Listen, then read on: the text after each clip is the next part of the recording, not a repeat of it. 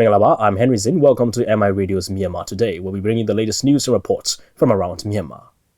Our first report is on the approval of the Fifth Amendment Bill of Election Laws by the Pyithu Hluttaw. Another report on Hluttaw's discussion on impacts of tissue culture banana farming. A story coverage on the contribution of British education to Myanmar students. The last report on cashless system and the future of payments. Now, before we get to the reports, why don't we have a look at what's happening in local news. Vice President U Min Sway delivered a speech at the third coordination meeting for holding the 72nd Independence Day on 4th of January 2020.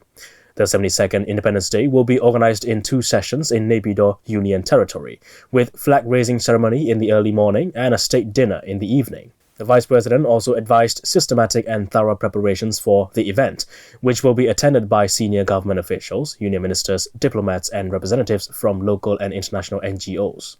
He also reminded about safety measures in setting fireworks, distribution of commemorative postcards, and budget expenditure of subcommittees, as well as additional plans for unexpected weather conditions. Simulated debates and sports contests will also be held in accordance with the 5 national objectives to mark the 72nd Independence Day. The 5th meeting of the National Committee on the Rights of Persons with Disabilities was held at the Ministry of Social Welfare, Relief and Resettlement in Naypyidaw on Wednesday, and National Committee Chairman Vice President Henry Zin delivered a speech. The Vice President said people living with disabilities are not disabled. They should get the same rights as all citizens, and society should evolve into an inclusive environment. He also said the Union government is working to implement a disability index and PLWD identity registration system in order to provide sustainable solutions in meeting the needs of PLWDs, adding that while implementing these efforts, PLWDs should not be left out and should be allowed to cooperate so that their needs can be accurately addressed. With the title of Partnerships for Realizing the MSDP, Aligning Resources, Coordination and Information Systems and Civic Action, the second Myanmar Development Effectiveness Roundtable was launched at the Myanmar International Convention Center 2 in Naypyidaw. Vice Chairman of Development Assistance Coordination Unit, Union Minister Hluttaw, reaffirmed that the Myanmar government will continue cooperation with development partners, local and international civil organizations, and private sectors for ensuring transparency and effectiveness of development assistance. He added, the assistance will help in economic development, employment opportunities, transfer of technologies, and promotion of private investments. More than 700 out of 2,000 street children in Myanmar have been reunited with their families and will get a rehabilitation support, according to aid agencies. According to World Vision, out of 2,000 street children, 734 have been returned to their families, with 136 children completing vocational training courses and 66 establishing their own small businesses. To support street children in Myanmar, a fundraising event was held on Wednesday at Cafe in Town on Pansodan Road. The event was jointly held by World Vision and Today Ogilvy.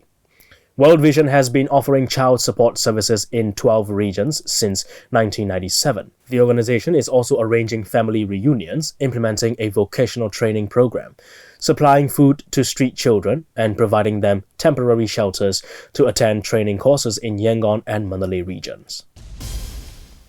That's all with the local news, and here's the first report on Myanmar Today. On 11th day of second time Pyithu Hluttaw, 14th regular session, the final discussion was done for the Fifth Amendment Bill of Pyithu Hluttaw election laws, which was already edited and approved by the Myanmar Hluttaw. DJ Zin reports. Myanmar Today has submitted the edited version of the Fifth Amendment Bill of Pyithu Hluttaw election laws, and it was already presented in Pyithu Hluttaw, and the Hluttaw continued to discuss for the final approval on 11th day of second time Pyithu Hluttaw 14th regular session. Pyithu Hluttaw Bill Committee agreed to some furthers with the edited version of the Fifth Amendment Bill and make some changes as well. Lieutenant Colonel Chinlin Wu submitted the request for the edit concerning the complaint of the voters to oppose the candidate. မိမိအနေနဲ့ပြည်ထင်ချက်တင်ထားတဲ့နေရာမှာရွေချက်အနေနဲ့ပထမချက်ကတော့ I submit this proposal with the aim not to affect the national interest, for the citizens to observe more about the candidates, for the voters to be able to oppose according to the electoral rights. According to international IDEA, a key dimension of law in a democracy is just the concept of electoral justice. Therefore, for the enhancement of electoral system, out of the essential elements of electoral justice, the factors I want to request for the edit are concerned with the prevention of electoral disabuse.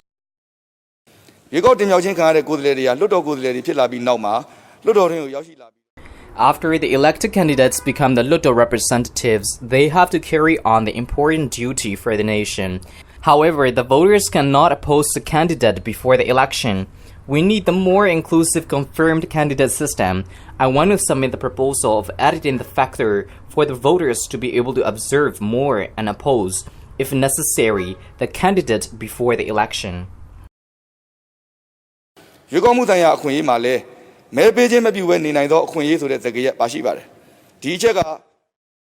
For the second factor, it can be found out that the voters can still refuse to vote, but they will have no right to oppose the elected representative. So according to the electoral rights, I want to request to replace the sentence stating any voter who has voted to anyone who includes in the voter list in the section 68B. ရွေးကောက်ပွဲဆိုင်ရာပြစ်မှုနဲ့ဆိုလို့ရှိရင်မဲဆန္ဒနယ်မှာရှိနေတဲ့မဲဆန္ဒရှင်တွေလွှတ်တော်ကိုယ်စားလှယ်လောင်းရွေးကောက်ပွဲကိုယ်စားလှယ်တွေကနေပြီးတော့ရွေးကောက်ပွဲမကျင်းပမီအချိန်ရွေးကောက်ပွဲကျင်းပနေစဉ်အချိန် Concerning the electoral crime, the voters, the candidates, and the election representatives can submit the proposal to oppose before the election or during 15 days, starting from the election day. ဒုတိယအနေဖြင့်ကျွန်တော်တို့ရှင်းလင်းတင်ပြလိုတာကတော့ယခုအပိုင်းမှာရွေးကောက်ပွဲမဲမတမာမှုနဲ့ပတ်သက်ပြီးတော့ကန့်ကွက်တဲ့အပိုင်းပဲဖြစ်ပါတယ် Then I want to talk about the electoral fraud, which is already agreed by the Pyithu Hluttaw Bill Committee with the edited version of Myanmar Today. That is, in case of any electoral fraud, the competitor candidates of the respective constituency and the Hluttaw representatives can report. That is much responsible, so if you want to make sure about the election, you have to come to the polling station. ဒါကြောင့်အမျိုးသားလွှတ်တော်၏အတည်ပြုချက်အတိုင်းဥပဒေကြမ်းကော်မတီရဲ့သဘောတူညီမှုကိုမူတည်၍မဲခွဲဆုံးဖြတ်ပါမယ် Amend total 381 representatives with 244 votes in favor and 127 votes against. The session was agreed to be according to the edited version of Myanmar Today, which was already supported by the Pyithu Hluttaw. သဘောတူပါလားခင်ဗျာသဘောတူပါလားခင်ဗျာသဘောမတူတဲ့သူရှိပါလားခင်ဗျာ Finally, with the agreement of the Hluttaw representatives, the Fifth Amendment Bill of Pyithu Hluttaw election laws was approved by Pyithu Hluttaw. That's all for now. This is Tora Swisin from MI Radio. That's a report on the approval of Fifth Amendment Bill of election laws by the Pyithu Hluttaw. All right, it's time now to check on the weather forecast in Myanmar. In Yangon, a pleasant weather with mostly sunny conditions, but air quality will be unhealthy for sensitive groups during the day. We may experience a little clear and cool night. The temperature throughout the day will be in the 30s, but the entire day heat will give in to the temperature cooling off at night at about 16 degrees Celsius. There's no chance of rain for the day, but there's winds of up to 13 kilometers per hour. In Naypyidaw, a delightful weather with mostly sunny conditions during the day. A clear and cool night awaits us too in the city. The temperature throughout the day will be in the 30s as well, but of course, with the temperature cooling off at night at around 12 degrees Celsius, you can just tuck in your bed with a chilly night weather. There's no chance of rain for the day, but there's winds of up to 7 kilometers per hour. In Mandalay, a nice weather with intervals of clouds and sunshine in the day, and we'll have a clear sky at night. The temperature throughout the day will be in the 30s, but the temperature is dropping to about 14 degrees Celsius, so that will compensate for the entire day's heat. There's no chance of rain at all, but there's winds of up to 7 kilometers per hour. Well, we have another report coming up, and then we'll check on the stocks and currency exchange rates. Expansion of tissue culture banana farming in Myanmar has left some locals in Kachin and Shan states worried where this farming is being carried out along with Mandalay region. Therefore, with the aim to properly monitor tissue culture banana plantation in Myanmar and prevent other unwanted impacts, this issue was discussed during the 11th day meeting of the second time Myanmar Today's 14th regular session held on Wednesday. Williamson has the details. Banana is a globally important fruit crop with 97.5 million tons of production annually. Banana is an important crop throughout Asia and plays an important role in Myanmar cuisine as well as religious ceremonies. This plant actually grows extremely rapidly, up to 20 feet in a year, in the rich, damp Irrawaddy Delta areas. Myanmar produces as many as 25 varieties of banana in a range of textures, flavors, shapes, and various shades of red, green, and yellow. Because of the lack of technology development and modern methodologies, most banana produced in Myanmar are transported as quickly as possible for domestic consumption. China thus invests in Myanmar banana production, purchasing fruits in advance as well as providing oversight to production and harvest to ensure the fruit is suitable to survive the longer journey abroad. Myanmar annually produces 1.2 million tons of banana. China is the biggest banana market player in Myanmar, and China is also the top nation to do investment in Myanmar, and tissue culture banana plantation by Chinese farm in Kachin State is the most visible one. According to the report, there is around 100,000 acres of tissue culture banana in Myitkyina and Bamor districts in Kachin State. There are also several reports by the local that due to tissue culture banana plantations in these districts, the local find hard to earn their livelihood as there is less grazing ground for the animals. At the same time, there is also many other several environmental impacts. Therefore, in order to weather cup the tissue culture plantation to reduce its impact for the environment or not, a Hluttaw representative, Dr. Hluttaw of Kachin State Constituency 11 made a proposal to continue to discuss about the expanding tissue culture banana farming by Chinese farm. Discussing at Hluttaw, Dr. Hluttaw of Kachin State Constituency 11 said, Kachin ပြည်နယ်သမကတခြားတိုင်းဒေသကြီးနဲ့ပြည်နယ်များစုတိုင်းဧကများစွာဆက်လက်ဆက်ပြိုးလက်ရှိတဲ့တရုတ်တ issue ကပြောဆက်ပြိုးခြင်း In this meeting, I would like to make the proposal of disciplinary action where there will be proper inspection, proper taxation, and prevent the negative impacts of Chinese tissue culture, banana farming, which is expanding even to the other part of states and regions. As our nation is rich in natural resources, agriculture has been the main income source for most of the family in Myanmar, and it is also an essential sector for the GDP of our country for centuries. To meet the growing demand of banana export, Chinese tissue culture farming has been expanded not only to Sagaing region, but to Mandalay region and Shan state as well, but without any proper rules and regulations, which in the future may become a national issue for the government. This is why now is the right time to consider the impacts of this kind of tissue culture farming. Therefore, I request to approve this proposal to curb tissue culture farming with proper disciplines and be able to monitor the farming to prevent any other unwanted causes. The proposal of Dr. Hluttaw was welcome among the representatives, and one among them was Lai Myo Tai of Chin State Constituency 12, also supported the proposal and discussed. In my knowledge, tissue culture banana farming is being carried out systematically in China, but there in our country, we see the increasing areas of tissue culture banana farming in Kachin and Shan states along with Mandalay region.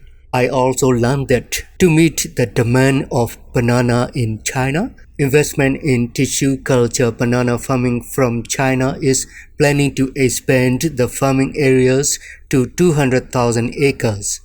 Therefore, It will provide job opportunity and revenue contribution for our nation. However, we need to act well beforehand to avoid unnecessary impacts.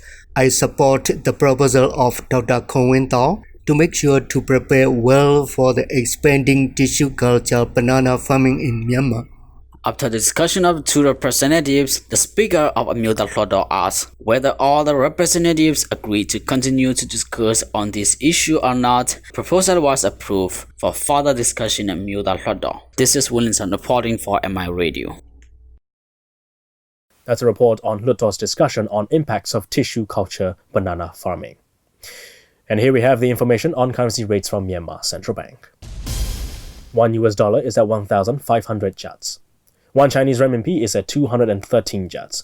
1 euro is at 1,663 kyats. 1 pound sterling is at 1,957 kyats. 1 Singapore dollar is at 1,099 kyats. 1 Malaysian ringgit is at 359 kyats. 1 Thai baht is at 49 kyats, and the Indian rupee is at 20 kyats. Gold is trading at $1,475. Silver is at $16, and Brent crude oil is at $58. On the Yangon Stock Exchange, FMI remains at 11,500. MTSH is at 3,850. MCB remains at 8,300. FPP is at 23,000. TMH remains at 2,850. You're with MI Radio's Myanmar Today. You can log on to our website at miradio.com.mm and catch many other great programs of MI Radio on the website.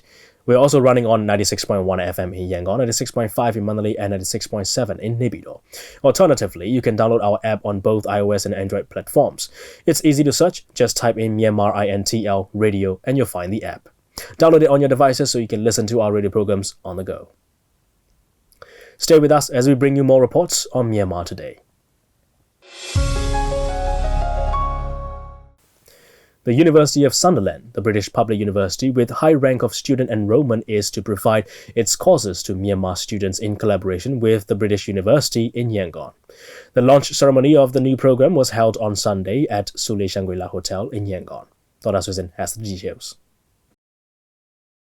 A British public university, the University of Sunderland has collaborated with the British University College in Myanmar for a new program which will provide the same teaching method and curriculum of the University of Sunderland in UK and will certify with the accredited British education.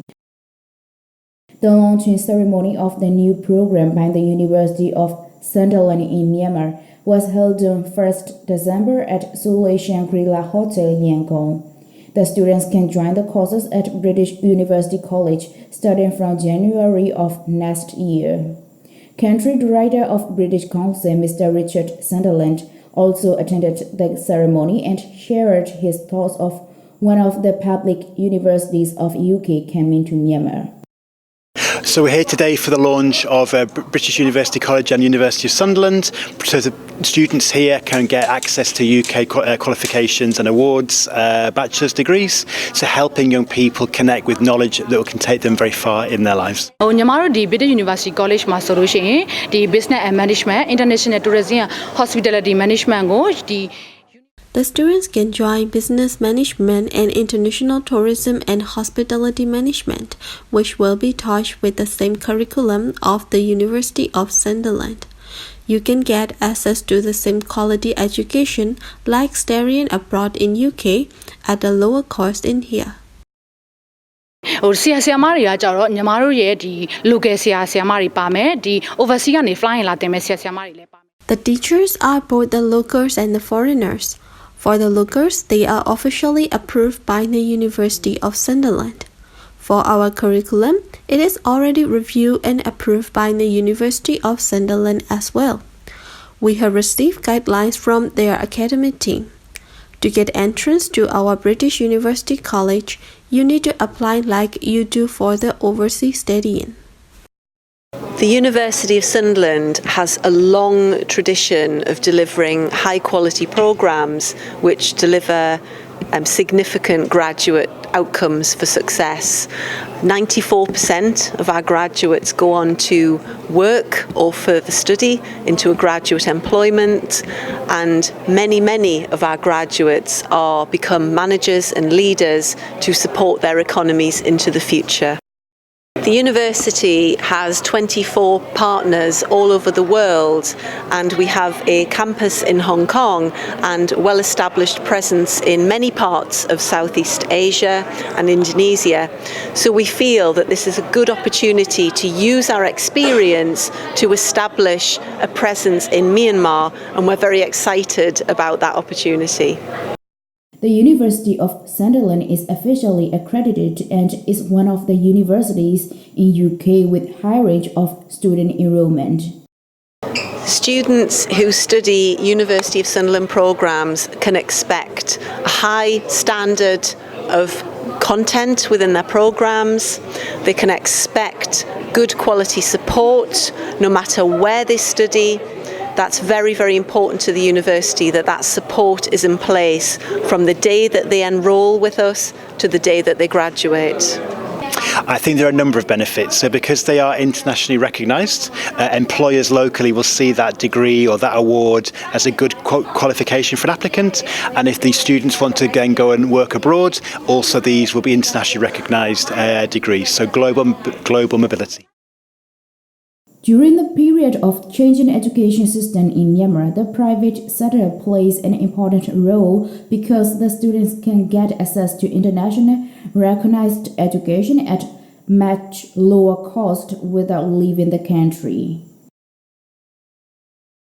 I think this programme will be very beneficial. I think the Myanmar education system is strengthening with every year. The government are working very hard on the reforms, and it's also important then complementary, the private sector can support young people with other complementary education. So this programme will help young people all over Myanmar connect with these great opportunities from the University of Sunderland.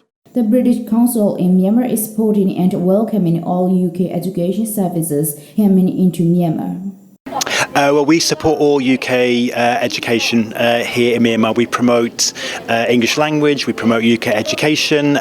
So I'm here today on behalf of the British Council just to encourage the university and British University College and say congratulations to them for this fantastic achievement. That's all for now. This is Dora Susan from MI Radio. That's a report on the contribution of British education to Myanmar students. And here's the last report on cashless system and the future of payments. On Monday at Myanmar Plaza, UnionPay Myanmar announced the launch of a 13-week Go for Gold campaign that rewards lucky card holders who spend a minimum of 30,000 kyats in a single receipt with their locally issued UnionPay cards. We will find out more about the event and how cashless system will impact the future of our payments and financial management with our reporter, David Tanner. The campaign will reward one lucky card holder each week with a gold coin worth about 10 lakh. All participants will automatically enter the grand draw for a chance to win a gold coin worth 50 lakhs. Mr. Vincent Ling, the Deputy General Manager of UnionPay International Southeast Asia, said, Every week we're giving away a small prize, but at the end of our campaign in March 2020, we'll give away a big prize that is a 57-gram of pure gold coin to the grand prize winner. And this is one of our biggest spend promotion campaign that we have ever started in Myanmar, and we are very pleased to be delivering this in Myanmar starting from today. How and why did UnionPay initiate it in Myanmar, and how can it impact Myanmar's people, activities, or financial usage and management? The reason why we would like to bring this program to Myanmar is because, very simple, the fact that we would like to encourage more people in Myanmar to go cashless, because cashless is a more efficient way of transacting in merchants, especially when you go abroad. In this instance, for example, if you have two countries to visit, for example, my home country, Singapore or Thailand, you have to go and change the currency, which is very troublesome. And when you come back, you might have excess currency and you have to change back. There is a bit of inefficiency here. Traveling abroad, taking a card is your best option. because in certain instances there will be chances of savings as well. More than 1,000 places where you can find savings across the whole region, and that is one of the best ways to actually make savings as you travel. Second of all, I think the most important thing is that we want to encourage people from Myanmar to go more cashless. Using a card payment is certainly more convenient and more safe and more secure. For example, if you are buying a big item, you'll be carrying lots of cash. That is very inconvenient, and not to mention it's not quite safe as well.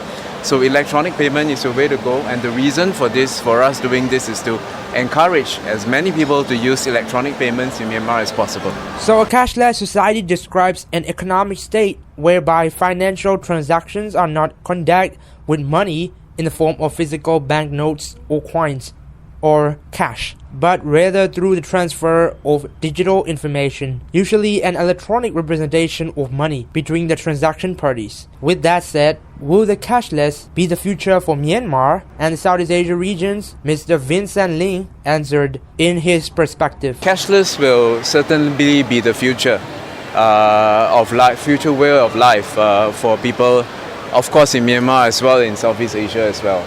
There are a lot of innovation today that depends on cashless payment. I think ride-hailing, food delivery is one of the good example where the combination of the smartphone, the data and payments is necessary for this commerce to actually happen. Electronic transactions, because of it being more secure, the customers will trust the merchants more, and the merchants can trust the customer more.